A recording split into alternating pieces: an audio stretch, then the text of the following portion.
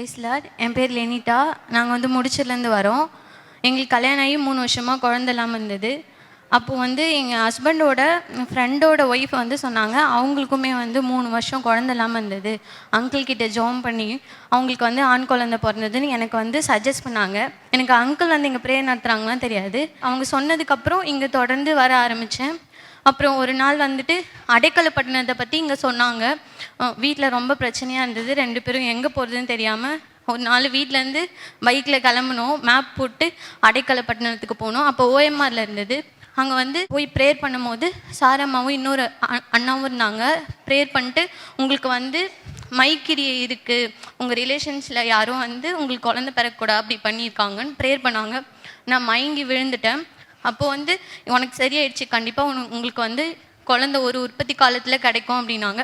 மேலேருந்து கீழே இறங்கி வரும்போது அங்கிள் உள்ளே வந்தாங்க.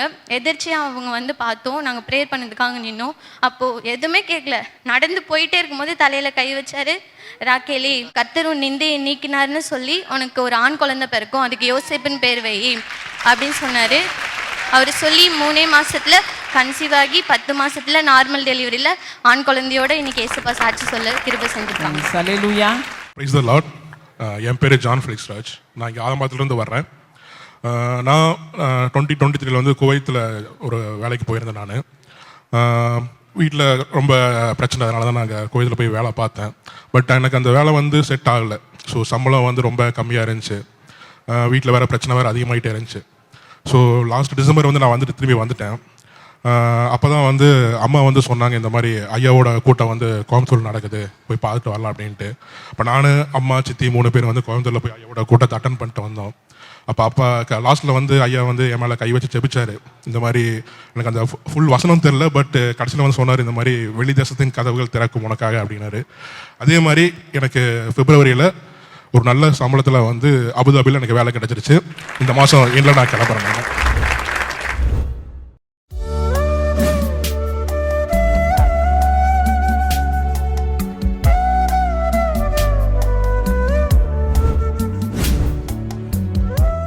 கிறிஸ்துவுக்குள் மிகவும் பிரியமான எனதருமை சகோதர சகோதரிகளே, நம்மை சிருஷ்டித்தவரும் நம்மை உண்டாக்கினவரும் நம்மை ஒருபோதும் மறந்து போகாதவருமாகிய இயேசு கிறிஸ்துவின் இணையற்ற நாமத்தினாலே உங்கள் எல்லாரையும் வாழ்த்தி ஆசீர்வதிக்கிறேன். அல்லேலூயா. எல்லாரும் சந்தோஷமா இருக்கீங்களா? சரி, ஒரு அருமையான வசனத்தை எடுத்து வாசிப்போம். சங்கீதம் 33:9 வாசிக்கலாமா? அவர் சொல்ல ஆகும், கட்டளையிட நிற்கும். ஆண்டவர் ஒரு வார்த்தை சொன்னா போதும், அந்த வார்த்தை அப்படியே உன் வாழ்க்கையில காரியங்களை நடப்பிக்கும்.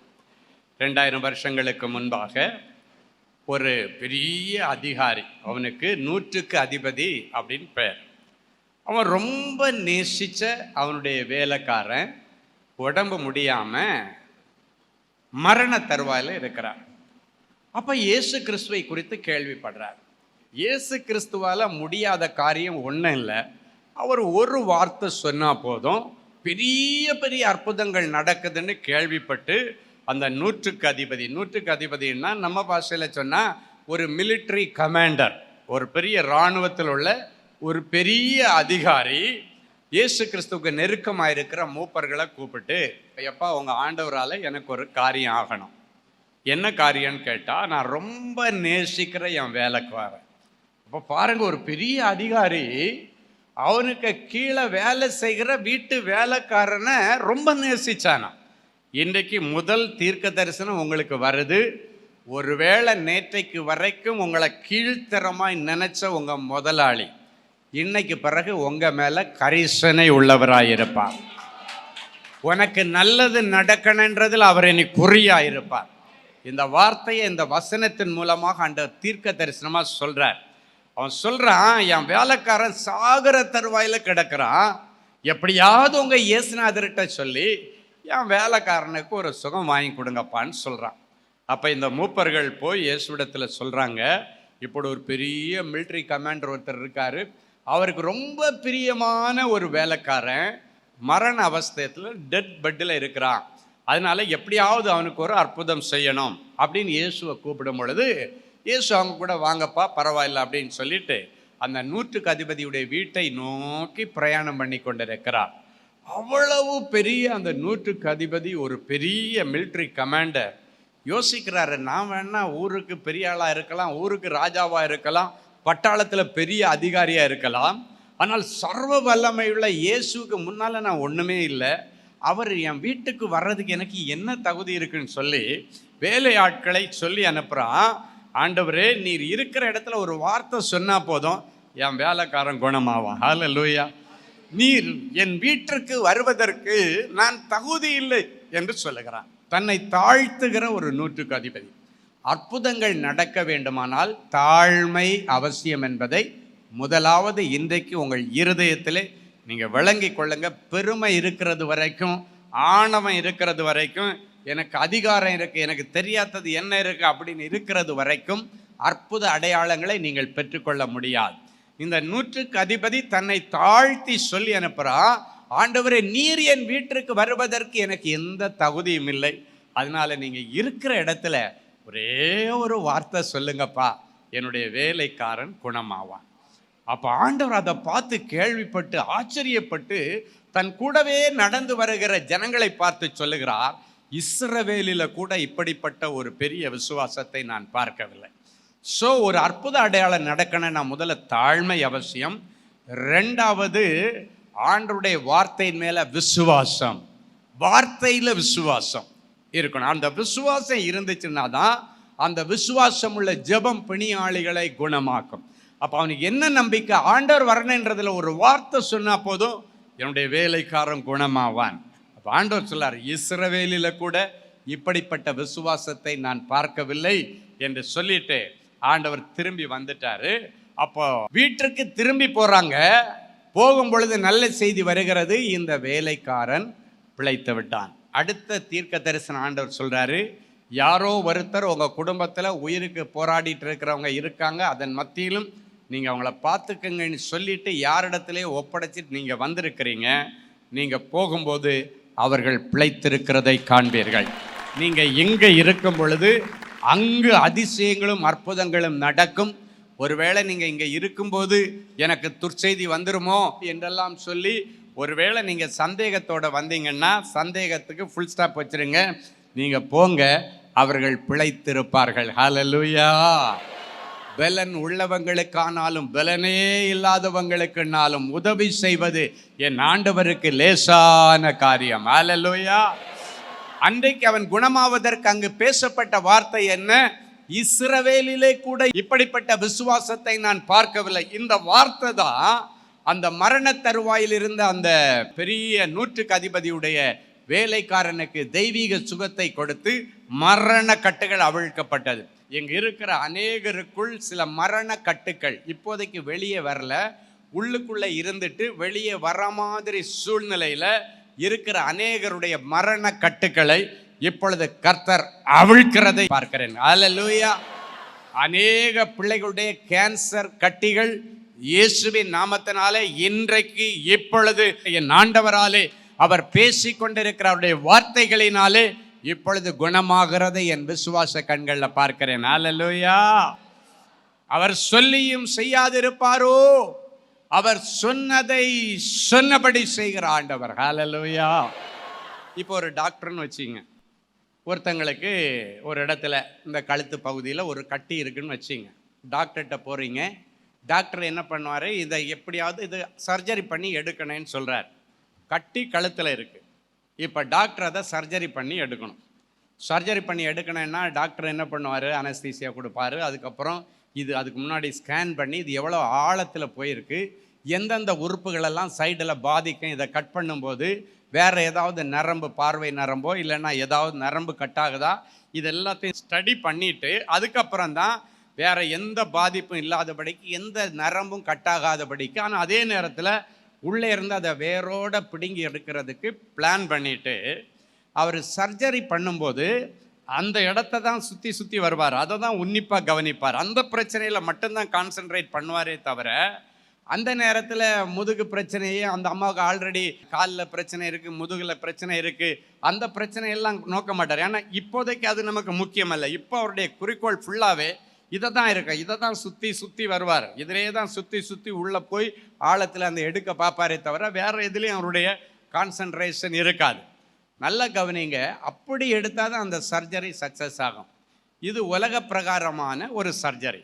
நல்ல கவனிங்க. சரி, இப்போ ஆண்டவர் சமூகத்தில் ஆண்டவருடைய பிள்ளைகளாகிய உங்களிடத்தில் எனக்கு கேன்சர் கட்டி கழுத்து பக்கத்தில் இருக்குது, இந்த காதோட ஒட்டி இருக்குதுன்னு யாரோ வர்றாங்க. அப்போ அவங்களுக்காக வேண்டி நீங்கள் ஜெபிக்கும் பொழுது நம்ம ஊரெல்லாம் சுற்றக்கூடாது. எங்கே பிரச்சனை அவங்களுக்கு இதுதான் பிரச்சனை, இதை குறித்து தான் ஆண்டவரிடத்தில் ஆலோசனை கேட்கணும். இந்த இடத்துல பிரச்சனைக்கு பைபிளில் என்ன வசனம் சொல்லுது, இதை எப்படி எடுக்கிறது, இதை எப்படி வேரோட பிடுங்கி எடுக்கிறது அப்படின்றத ஜெபத்தில் வசனங்களின் மூலமாக நீங்கள் இந்த சர்ஜரியை பண்ணணும். வசனத்தை வச்சு இருபுறமும் கருக்குள்ள பட்டயமாகிய வேத வசனத்தை வச்சு தான் நீங்கள் சர்ஜரி பண்ணணும். எதுக்கு சொல்கிறேன்னா, நீங்கள் அற்புத அடையாளங்களுக்காக யாராவது உங்களிடத்தில் வரும்போது நீங்கள் ஜெபிக்கும் பொழுது சரியான வார்த்தைகளை சொல்லி நீங்கள் ஜெபம் பண்ணீங்கன்னா அங்கே ஒரு அற்புதம் நடக்கும். அதான் சொல்கிறேன், நிறைய பேர் ப்ரேயர் ஆரம்பித்து எங்கேயோ சுற்றிட்டு இருப்பாங்க. பிரச்சனை இந்த இடத்துல இருக்கும், இல்லைன்னா பிரச்சனை யூட்ரஸில் இருக்கும். இவங்க அதையெல்லாம் விட்டுட்டு எங்கேயோ சுற்றுவாங்க. 1 மணி நேரம் சுற்றிட்டு கடைசியாக செய்ய வேண்டிய இடத்துல சர்ஜரியை 1 நிமிஷத்தில் ஒன்று சொல்லுவாங்க, அவ்வளோதான். அதுக்கு மேலே அவங்களால சொல்ல முடிகிறதில்ல. அப்படின்னா அந்த ஜெபங்கள் கேட்கப்பட மாட்டாது. கரெக்டாக முதல்ல உங்களுடைய விசுவாச கண்களில் நீங்கள் அதை கொண்டு வரணும். எப்படி இருக்கும், என்ன பிரச்சனை, இதெல்லாம் எப்படின்னா ஆண்டவர் உங்களுக்கு தரிசனத்திலே காண்பிப்பார். ஆமேன். இன்னைக்கு தரிசனங்களை பார்க்கிற கிருபையை கர்த்தர் கொடுப்பார். அது மட்டுமல்ல, ஆவிகளை பகுத்தறிகிற அறிவு ஒரு மனுஷனுக்கு தேவை. உங்களுக்கு என்ன பிரச்சனை, இந்த பிரச்சனை எதனால வந்துச்சு, அடுத்து இதை ஸ்டடி பண்ணுறதுக்கு ஆண்டவர் சொல்லி கொடுக்குறார். இந்த பிரச்சனை உண்மையிலே இவருக்கு ஹார்ட்டில் ப்ராப்ளமா, இல்லை பிசாசினால இது வந்துச்சா, இல்லை ஆண்டவர் சோதிக்கும்படி அனுமதிச்சிருக்கிறாரா, இதை முதல்ல ஆண்டவரிடத்தில் நீங்கள் கேட்டு விசாரித்து அறிஞ்சு அதன் பிறகு அதற்கு ஏற்ற ஸ்டெப்பை நீங்கள் எடுத்தீங்கன்னா அந்த சர்ஜரி சக்ஸஸ் ஆகும். ஹல்லேலூயா. சாகிற தருவாயில் அவ்வளோதான், முடியுதுன்ற நிலைமையில இருக்கிறவங்களுக்கு நீங்கள் ஜெபிச்சு அற்புதங்களை செய்ய போறீங்க. ஆமென். ஒவ்வொரு உறுப்புகளுக்காக அது ஃபெயிலியர் ஆயிடுச்சுன்னா ஜெபம் பண்ணும்போது நீங்கள் சொல்லணும், நவமான புதிய கிட்னியை பொருத்தினதற்காய் ஸ்தோத்திரம், நவமான புதிய யூட்ரஸை பொருத்தினதற்காய் ஸ்தோத்திரம். நீங்கள் சொன்னீங்கன்னா அவர் சொல்ல ஆகும், கட்டளையிட நிற்கும் என்கிற வசனத்தின்படி நீ சொல்லுகிறத ஆண்டவர் சொல்லுகிற வார்த்தையாக ஆண்டவர் எடுத்துக்கொள்வார். ஹல்லேலூயா. நீ கட்டளையிடும் பொழுது அது ஆண்டவருடைய கட்டளையா இருக்கும். வேதம் சொல்லுகிறது, இந்த பூமியில நீ எதை கட்டவிழ்க்கிறாயோ அதை பரலோகத்தில் கட்டவிழ்ப்பார். நீ பூமியில யாரை கட்டவிழ்த்து ஜெபித்தாலும் ஆண்டவருடைய சார்பிலே அதை செய்யும் பொழுது ஆண்டவர் கட்டவிழ்ப்பார். ஹல்லேலூயா. அவர் சொல்ல ஆகும், கட்டளையிட நிற்கும். சின்ன வார்த்தையில பெரிய அற்புதங்கள். ஒரு முறை இயேசு படகுல பிரயாணம் பண்ணி கொண்டிருந்தார். அப்பொழுது ஒரு பெரிய புயல் காற்று ஒன்று அடித்து அந்த படகுக்குள்ளால தண்ணி எல்லாம் வந்துச்சு. ஒரு வசனத்தை எடுத்து வாசிங்க. மார்க் எழுதின சுவிசேஷம் 4ஆம் அதிகாரம் 39வது வசனம் இப்படியாய் சொல்லுகிறது. எடுத்து வாசிப்போமா? அவர் எழுந்து காற்றை அதட்டி கடலை பார்த்து இறையாதே அமைதலாயிரு என்றார். அப்பொழுது காற்று நின்று போய் மிகுந்த அமைதல் உண்டாயிற்று. இன்னைக்கு கர்த்தர் உங்ககிட்ட சொல்றாரு, உங்க குடும்பத்துல கொந்தளித்து கொண்டிருக்கிற பிரச்சனைகள் அமைதிக்கு திரும்பவும் ஆண்டவர் சொல்லுகிறார். ஹல்லேலூயா. உங்க வீட்டில் அடிச்சிட்டு இருக்கிற புயல் காற்று, உன் வாழ்க்கையில விளையாடின புயல் காற்று இன்றைக்கு அமைதியாகி உங்க வாழ்க்கை என்கிற படகிலே என் இயேசு அமர்ந்து அழகா உங்களை அக்கரையிலே சேர்ப்பார். சேர வேண்டிய இடத்துல அழகா உங்களை கொண்டு போய் சேர்த்து உங்க வாழ்க்கை இன்னைக்கு பிறகு சமாதானமா அமைதியா இருக்கும். சரி, அதுக்கு இன்னைக்கு உங்களை பார்த்த ஆண்டவர் ஒரு வார்த்தை சொல்லுகிறார், இறையாதே அமைதலாயிரும். நீங்க நினைக்கலாம், நானா இறைச்சல் போடுறேன், என் புருஷன்லாம் இறைச்சல் போடுறாரு, என் பிள்ளைலாம் இறைச்சல் போடுறான், நான் வாயில்லாத பூச்சி. நிறைய பேர் வாயில்லாத பூச்சின்னு சொல்லிட்டு வாயாடுறது மட்டும்தான் அவங்களுக்கு வேலை. இன்னைக்கும் ஆண்டவர் சொல்றாரு, நிறைய பேர் உங்க வாழ்க்கையின் ஆசீர்வாதங்களை உங்க நாவின் பிரதிஷ்டையை காத்துக்காததுனால இழந்து நிற்கிறீங்க. நிறைய பேர் இந்த வாயால் உன் குடும்பத்தையே அழிச்சிட்டு குடும்பத்தையே இழந்து நிற்கிறீங்க, புருஷனை இழந்து வந்திருக்கிறீங்க. குடும்பங்களில் ஆண்டவர் கொடுத்த ஆசீர்வாதங்களை நம்ம அனுபவிக்க முடியாதபடி காரியங்கள். இது சகோதரிகள் மட்டுமல்ல, நிறைய குடும்பங்களில் இது அப்படியே ஆப்போசிட் சைடில் இருக்கும். சகோதரர்கள் அவங்க ஒன்றும் குறைஞ்சவங்க இல்லை. இந்த அம்மா ஒன்று சொல்கிறதுக்குள்ளால அவங்க 10 சொல்லிடுவாங்க. என்ன நீ உனக்கே இவ்வளவுன்னா நான் என்ன குறைஞ்சவனான்னு சொல்லிட்டு ஆரம்பிப்பாங்க. இந்த ஈகோவை கொண்டு வருகிறது பிசாசு. இது என்ன பண்ணன்னா உங்கள் வாழ்க்கையில் நடக்க வேண்டிய அற்புதங்களை தடை செய்யும். உன்னுடைய வாழ்க்கையில் கிடைக்க வேண்டிய அடையாளங்களையும் அற்புதங்களையும் அது தடுத்து நிறுத்தி அடையாளங்களையும் அற்புதங்களையும் கொண்டு வருகிற ஆண்டவரை உங்ககிட்டேருந்து வெளியேற்றிடுவீங்க. அன்னைக்கு மார்த்தாள் மரியாள் சொல்கிறாங்க, நீர் இங்கு இருந்திருந்தால் என் சகோதரன் மரித்திருக்க மாட்டான். வாஸ்தவம் தான், உண்மை. நீர் இங்கு இருந்திருந்தால் என் சகோதரன் மரித்திருக்க மாட்டான். அப்போ பாருங்க, சில நேரங்களில் குடும்பங்களில் சில பிரச்சனைகள் வரும் பொழுது ஆண்டவர் அங்கே இல்லாததினாலே தற்கொலைகள் நடக்கிறது, நிறைய விபரீதங்கள் நடக்கிறது. ஆண்டவர் அந்த இடத்திலிருந்து உங்கள் செய்கைகளின் நிமித்தம் போனார். அதனால தான் நிறைய குடும்பங்களில் சமாதானம் இழந்து குடும்பம் இன்னைக்கும் ஒரே புயல் காற்று அடித்த நிலைமையில் இருக்கு. இன்றைக்கு இயேசு சொல்லுகிறார், மிகுந்த அமைதல் உண்டாகும். அல்லேலூயா. இறையாதே அமைதலாயிரு. யாரை பார்த்து சொல்றாரு? உனக்குள்ளால இருந்துட்டு இறைஞ்சிட்டு இருக்கிற ஒரு பெரிய அசுத்த ஆவி இன்றைக்கு இயேசுவின் நாமத்தினால வெளியே இருக்கிறார். உனக்குள்ளால இருந்து உன்னுடைய வாழ்க்கையின் சாட்சியை கெடுக்கிற பொல்லாத ஆவிகளை கர்த்தர் வெளியேற்றி உங்க வீட்டுக்குள்ளால இன்னைக்கு பிறகு ஒரு பெரிய அமைதி. ஹல்லேலூயா. உன் அலங்கத்திற்குள்ளே சமாதானமும் உன் அரண்மனைக்குள்ளே சுகமும் தங்கி இருக்கும். ஆண்டவர் மறுபடியும் சொல்லுகிறார், ஆண்டவர் உங்க கூட இருந்து உங்க வீட்டில் அற்புத அடையாளங்கள் நடக்காதபடிக்கு ஆண்டவரை சைலண்டா நீங்க வெளியேற்றுறீங்க, மாறி மாறி சண்டை போடுறபடியினால். அவர் அமைதியாக வெளியே போய்விடுகிறார். என் அன்பு தேவனுடைய பிள்ளைகளே, அவரை உங்க வீட்டில் விரும்பி தங்க வைக்கணும். என் அன்பு தேவனுடைய பிள்ளைகள், இதெல்லாம் என்னைக்கு மாறுதோ அன்னைக்கு தான் அற்புதம் நடக்கும். உங்கள்கிட்ட மாற்றம் வரணும். இன்னைக்கு என்னென்ன மாற்றம் உங்கள்கிட்ட இல்லை? முதல்ல தாழ்மை வரணும், முதல்ல மன்னிக்கிற குணம் வேணும். மனைவி ஒன்று பண்ணனா நீங்கள் மன்னிக்கணும். புருஷன் ஒரு காரியத்தை செய்தாச்சுன்னா ஒரு தப்பு பண்ணிட்டாரா மன்னிக்கணும். உங்கள் குடும்பத்தில் சமாதானம் ரொம்ப முக்கியம், அந்யோன்யம் ரொம்ப முக்கியம், ஐக்கியம் ரொம்ப முக்கியம். ஆண்டவர் என்ன சொல்கிறாரு? எங்கே ஐக்கியம் இருக்கோ அங்கே தான் நான் இருப்பேன். சகோதரர்கள் ஒருமித்து வாசம் செய்கிற இடத்திலே அவர் என்றென்றேக்கும் ஆசீர்வாதத்தை கட்டளையிடுவாராம். கணவன் மனைவி ஒருமித்து வாசம் செய்கிற இடத்துல தான் ஆசீர்வாதம் இருக்கும். அங்கதான் அற்புதங்கள் நடக்கும், அங்கதான் அதிசயங்கள் நடக்கும். அதனால முதல்ல கிறிஸ்தவ வாழ்க்கையில ஒரு உன்னதமான அனுபவம் ஒன்று இருக்கு. என்னன்னா மன்னிக்கிற அனுபவம். ஒருவேளை உண்மையிலே உன் புருஷன் தப்பு பண்ணியிருந்தாலும் சரி, உண்மையிலேயே உன் மனைவி தப்பு பண்ணியிருந்தா கூட சரி, எப்போ உங்ககிட்ட சொன்னாலும் அன்னைக்கு பிறகு நீ அதை மறந்துடணும். ஆண்டவர் என்ன சொல்லியிருக்காரு? ஒரு வாட்டி நீ ஆண்டவரிடத்தில் ஒரு காரியத்திற்காக மனஸ்தாபப்பட்டா ஆண்டவர் அதை மன்னிச்சு மறந்துடுவாராம். அப்படிப்பட்ட அனுபவங்கள் என்னைக்கு வருகிறதோ அன்னைக்கு உங்க குடும்பத்தில் பெரிய அமைதி உண்டாகும். அல்லேலூயா. என் அன்பு தேவனுடைய பிள்ளைகளை, இன்னைக்கு மறுபடியும் ஆண்டவர் சொல்றாரு, விசுவாசமாயிரு. ஆண்டவர் மேல, ஆண்டவருடைய வசனத்தின் மேல நீ விசுவாசமாயிரு. அந்த விசுவாசத்தில் நீ உறுதியா இருந்தேன்னா உன்னை கொண்டு ஆண்டவர் அற்புதங்களை செய்வார். நீ விசுவாசத்தோடு மற்றவர்களுக்காக ஜெபிப்பாய், ஆண்டவர் அவர்களுடைய சிறையிருப்பை மாற்றுவார். ஹல்லேலூயா.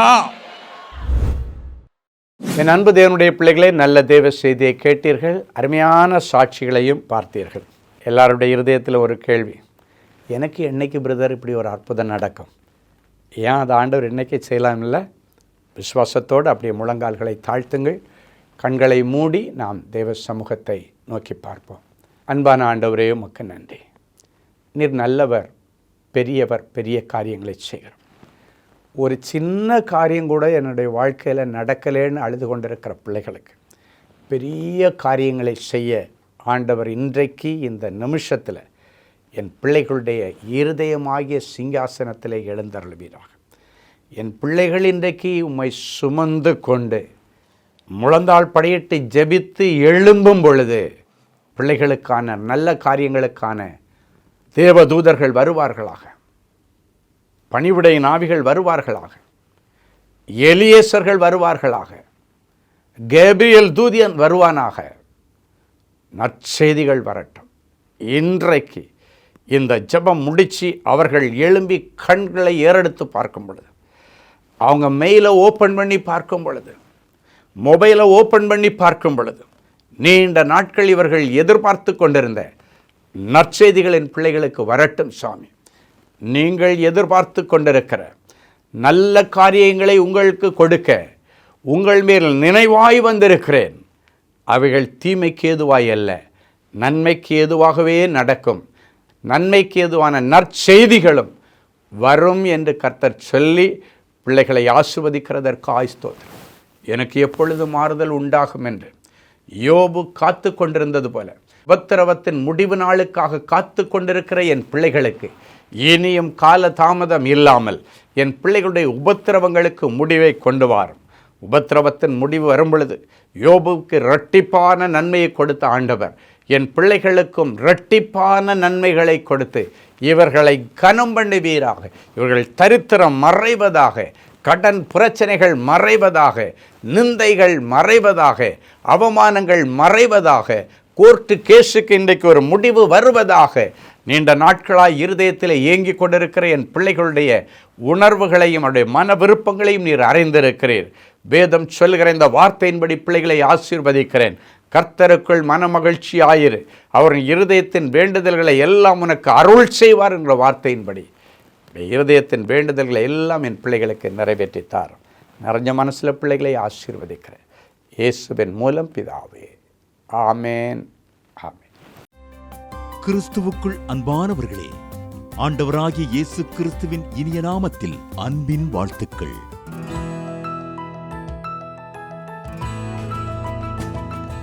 எங்களுடைய மார்வெல் திருமண தகவல் மையத்தை ஆன்லைன் சேவை மூலம் உங்களுக்கு அறிமுகப்படுத்துவதில் நாங்கள் மிகுந்த மகிழ்ச்சி அடைகிறோம். எங்களது மார்வெல் திருமண மையம் கிறிஸ்தவ குடும்பத்தில் திருமணத்திற்கு ஆயத்தமாயிருப்பவர்கள் தங்களுக்கு ஏற்ற வாழ்க்கை துணையை தேர்ந்தெடுக்க சிறந்த திருமண சேவை மையமாக இருக்கிறது. மேலும் மார்வெல் திருமண தகவல் மையத்தில் நீங்கள் பதிவு செய்வதற்கு எங்களது இணையதள முகவரி www.marvelmatrimony.com மற்றும் அலைபேசி எண் 7824855999 என்ற எண்ணிற்கு தொடர்பு கொள்ளலாம். சென்னை, நாகர்கோவில் மற்றும் மும்பை நகரில் உள்ளவர்கள் பதிவு செய்ய விரும்பினால் கீழ்க்கண்ட விலாசங்களில் உள்ள எங்களது அலுவலகங்களோடு தொடர்பு கொள்ளலாம். Email info@marvelmatrimony.com. ஆண்டவர்தாமே உங்களை அளவில்லாமல் ஆசீர்வதிப்பாராக. Genesis Creations Media Academy-யில் 3 மாதங்களில் தொழிற்கல்வி சான்றிதழோடு video editing, videography, photography, drone piloting, studio recording, Photoshop, live streaming, live video mixing and live sound mixing ஆகிய தொழிற்கல்விகள் பயிற்றுவிக்கப்படுகிறது.